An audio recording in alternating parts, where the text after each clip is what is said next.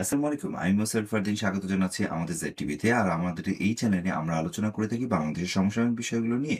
আর আজকে যে বিষয়টি নিয়ে আলোচনা করব তা হচ্ছে পাকিস্তানের উপপ্রধানমন্ত্রী ইশাক দারের বাংলাদেশের সফর।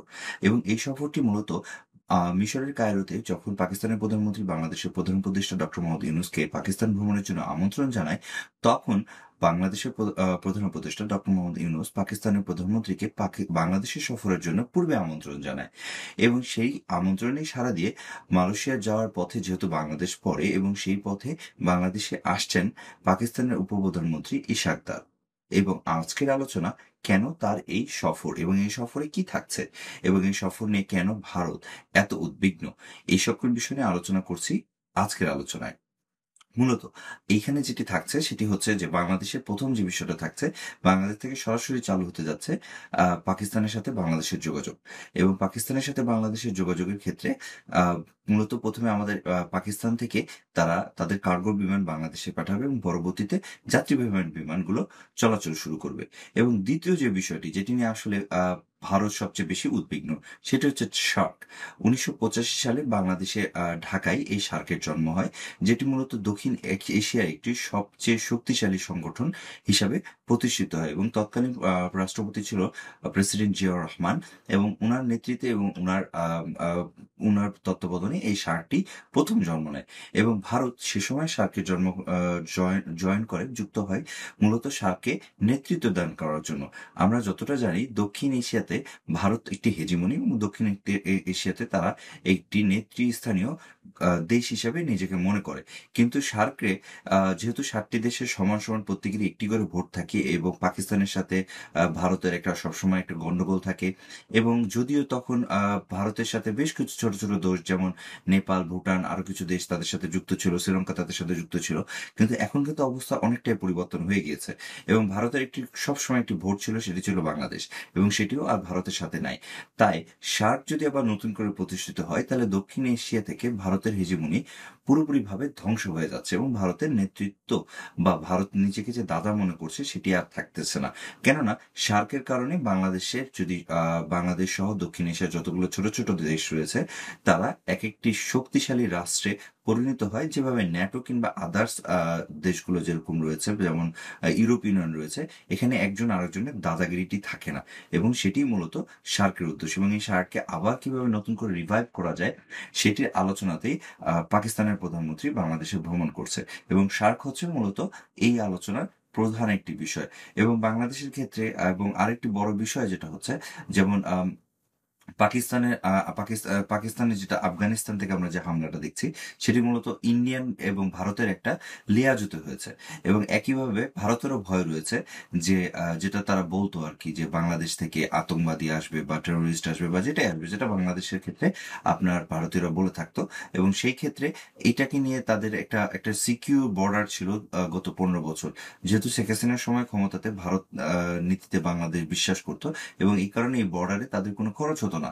এবং এখন যেটা হবে সেটা হচ্ছে যে বর্ডারের ক্ষেত্রে তাদের খরচ অনেক বৃদ্ধি পাবে, এবং সেই ক্ষেত্রে তারা পাকিস্তান এবং আফগানিস্তানের ক্ষেত্রেও মনোযোগ দিতে সফল হবে না, কারণ তাদেরকে এখন এই বর্ডারের ক্ষেত্রে মনোযোগ দিতে হবে। এবং তাই পাকিস্তান বাংলাদেশ নীতিতে তারা আগে সহায়তা করতে প্রস্তুত রয়েছে, যে বাংলাদেশ যেটা চায়, বাংলাদেশকে যেভাবে দিতে হয় সেটা তারা দিতে রাজি রয়েছে। কারণ এই ক্ষেত্রে তাদের চিরদিনের শত্রু বা সবচেয়ে পুরনো শত্রু বা সবচেয়ে বড় শত্রু আমরা যেটাই বলি না কেন, ভারত, সেই ক্ষেত্রে তাদের মনোযোগটা বাংলাদেশের দিকে ধাবিত হবে। এবং তার চেয়ে বড় ব্যাপার, যেটা আরেকটি জিনিস বাংলাদেশকে পাকিস্তান অফার করেছে, এবং যেটা হয়তো শুরু হচ্ছে কিছুদিনের মধ্যে, যে বাংলাদেশের আর্মিকে তারা বিনামূল্যে ট্রেনিং দিবে। বাংলাদেশের আর্মি একটি ছোট আর্মি হলো যথেষ্ট শক্তিশালী একটি আর্মি, কিন্তু এই আর্মি ছোট হওয়ার কারণে তাদের অনেক ক্ষেত্রে ভারত কিংবা পাকিস্তানের ট্রেনিং এ যাওয়ার প্রয়োজন পড়ে।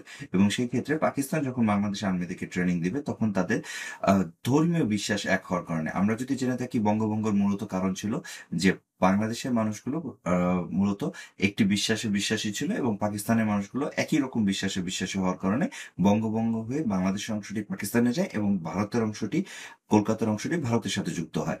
এবং এই কারণেই হচ্ছে বঙ্গভঙ্গ হয়, যেহেতু তাদের পাকিস্তানের সাথে বাংলাদেশের মানুষের আগে থেকে একটি মানসিক এবং একটি নির্ভরযোগ্য বিশ্বাস ছিল, এবং তাদের কালচার সেম হওয়ার কারণে ভারতের এখানে একটি ব্যাপক ভয় রয়েছে, যে হচ্ছে যে বাংলাদেশের আর্মিরা যদি পাকিস্তানের আর্মি দ্বারা প্রশিক্ষিত হয়, তাহলে সেই ক্ষেত্রে তাদের মধ্যে কন্ট্রাক্ট তৈরি হবে। এবং এই ক্ষেত্রে বাংলাদেশের সবচেয়ে বড় সুবিধা যেটি, যে আমরা সবাই জানি বাংলাদেশের আর্মি থেকে শুরু করে বাংলাদেশের প্রতিটি ক্ষেত্রে যেভাবে তাদের কর্তৃত্ব বজায় রেখেছে, সেটি ধ্বংস হয়ে যাবে। কেননা তাদেরকেও ট্রেনিং এর জন্য পাকিস্তানে যেতে হবে, পাকিস্তানের আর্মির সাথে চলতে হবে। সেই ক্ষেত্রে বাংলাদেশের আর্মি সেই ক্যাপাবিলিটিসটা পাবে যে কিভাবে রকে প্রতিহত করতে হয়।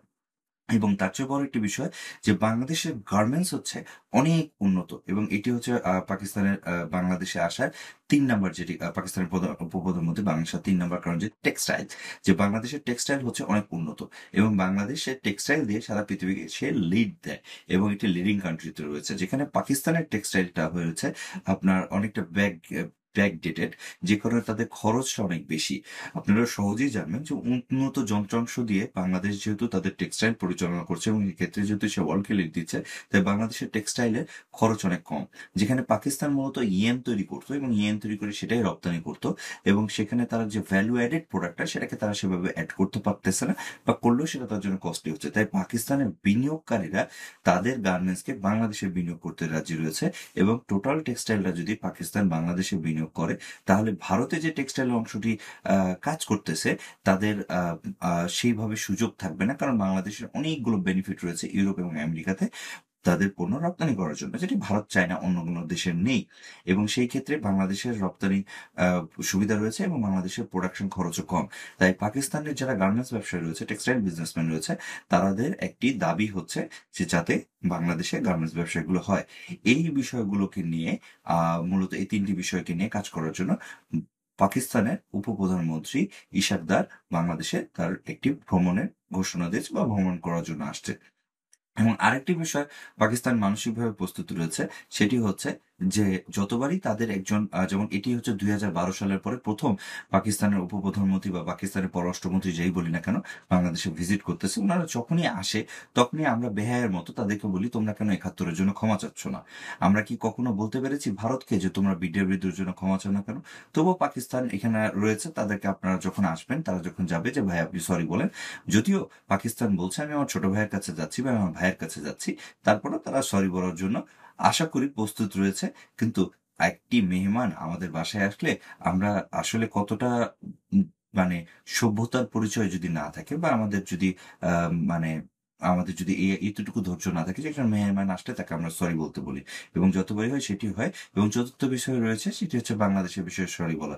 1974 সাল থেকে এই পর্যন্ত পাকিস্তান বহুতবার সরি বলেছে, এবং আশা করি ভবিষ্যতে আসলে আবার সেই সকল মিডিয়া ব্যক্তিত্ব বা মিডিয়ার যে লোকগুলো, যাদের বাংলাদেশের বিষয়ে তাদের আগ্রহ কম, তাদের ভারতের বিষয় নিয়ে যারা খুব বেশি আগ্রহী, যারা চায় ভারত বাংলাদেশকে তাদের আহ, কবজার মধ্যে রাখে, তারা নিশ্চয়ই আবার হাজির হবে, এবং আবার হাজির হয়ে উঠবে 71-এর জন্য সরি বলার জন্য।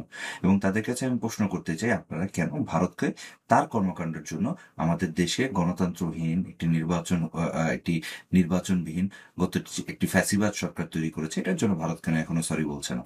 এবং আমাদের এতগুলো ছাত্র জনতাকে হত্যা করার পরে সেই শেখ হাসিনাকে আশ্রয় দিয়েছে, তাকে কেন ফেরত দিচ্ছে না? সেজন্য কি ভারতের সরি বলা উচিত কিনা? ধন্যবাদ। আশা করি আপনারা বিষয়টা বুঝতে পেরেছেন।